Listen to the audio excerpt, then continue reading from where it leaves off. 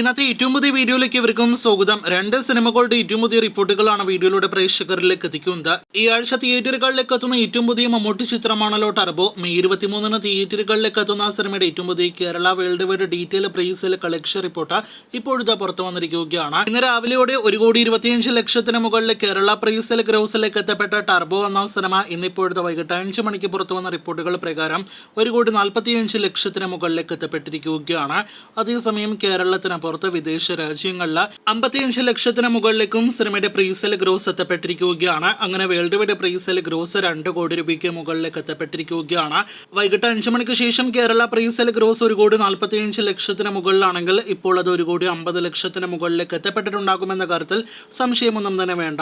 എന്തായാലും അടുത്ത കൃത്യമായ പ്രീസെൽ ഇന്ന് രാത്രിയോടെയോ അതല്ലെങ്കിൽ നാളെ രാവിലെയോടെയോ അപ്ഡേറ്റ് ആകുന്നതാണ്.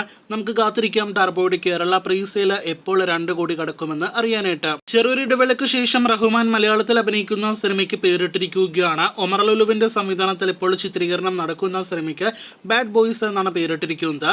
ചിത്രത്തിന്റെ ടൈറ്റിൽ പ്രഖ്യാപനം, കാസ്റ്റ് അപ്ഡേറ്റ് എല്ലാം തന്നെ ഒഫീഷ്യലായിട്ട് വന്നിരിക്കുകയാണ്. ഇതിൽ കാസ്റ്റ് അപ്ഡേറ്റ് പുറത്തു വരുമ്പോൾ മലയാളത്തിലെ സമീപകാലത്തെ ഒരുപാട് താരനിര ഒരുമിക്കുന്ന സിനിമയായിട്ട് ചിത്രം മാറുന്നുവെന്ന് വ്യക്തമാണ്.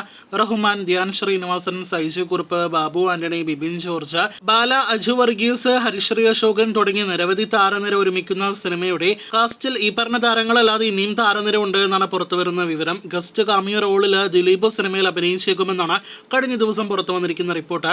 കൂടാതെ മറ്റ് ചില നടന്മാർ സിനിമയിൽ അഭിനയിക്കുന്നുണ്ട്. ഈ വർഷം ഓണം റിലീസായിട്ട് തിയേറ്ററുകളിലേക്ക് എത്തുന്ന സിനിമ മോളിവുഡിന്റെ മിനി 2020 എന്നാണ് സിനിമയുടെ അണിയറ പ്രവർത്തകർ സിനിമയെ വിശേഷിപ്പിക്കുന്നത്. അപ്പോൾ കാത്തിരിക്കൂ കൂടുതൽ ഇതുപോലുള്ള സിനിമാ വാർത്തകൾക്കായി.